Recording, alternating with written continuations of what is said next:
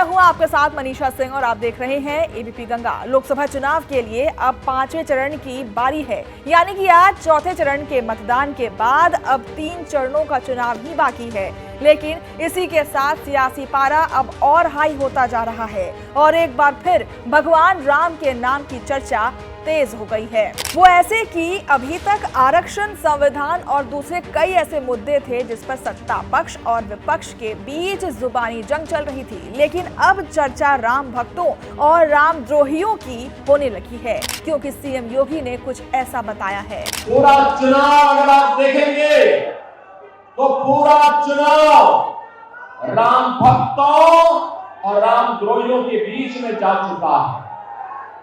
आप मुझे बताओ, क्या रामद्रोही को हमारा वोट जाएगा क्या? जाना चाहिए क्या? हमने तो राम को राष्ट्र का पर्याय माना है। और बहनों भाइयों, जो कल तक राम को नकारते थे, आज किस मुंह से राम की वे बात करेंगे? प्रभु राम की भी इच्छा यही है कि उनका भक्त ही फिर से देश का प्रधानमंत्री बने।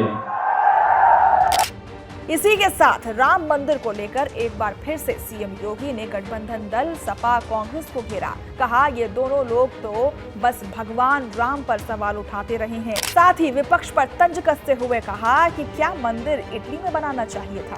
अन्यथा कांग्रेस और सपा का गठबंधन तो आज भी वही राग अलाप रहा है।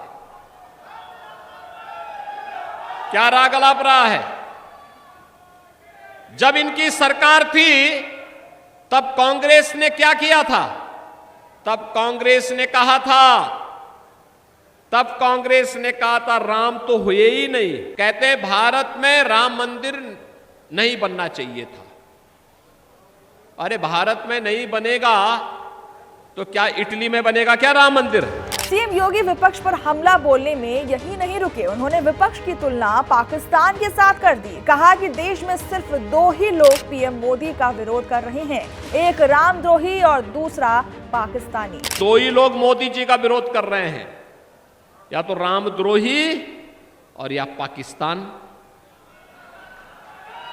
आप देखिए, इस समय पाकिस्तान और रामद्रोहियों के स्वर एक जैसे हो गए हैं। पाकिस्तान की आतंकी घटना का समर्थन करने वाला वह मंत्री आज कांग्रेस के रायबरेली के प्रत्याशी का समर्थन में बयानबाजी करता है। बहनों और भाइयों, क्या राहुल गांधी के संबंध है पाकिस्तान से? मैं नहीं समझ पाया। क्या संबंध है, मैं नहीं समझ पाया।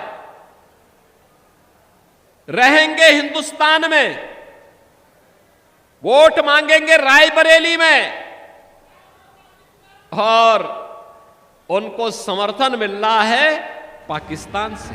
इस दौरान सीएम योगी ने जनसभा में आई जनता से बड़ी अपील कर डाली है। कहा कि कांग्रेस के पाप में नहीं पड़ना है, क्योंकि कांग्रेस अब देश के साथ खतरनाक खेल खेलने वाली है। अरे राम जन्मभूमि का जो पुण्य है ये पाप में बदल जाएगा। इस पाप को मत करना, इस पाप में मत पड़ना।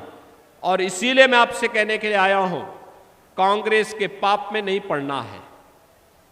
कांग्रेस अब देश के लिए खतरनाक खेल खेलने जा रही है। उन्हें देश के अंदर शासन करने का अधिकार नहीं।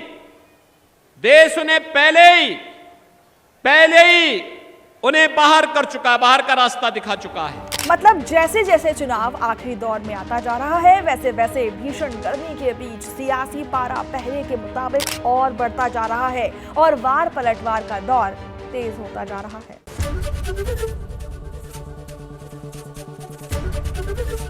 एबीपी गंगा, खबर आपकी, जुबान आपकी।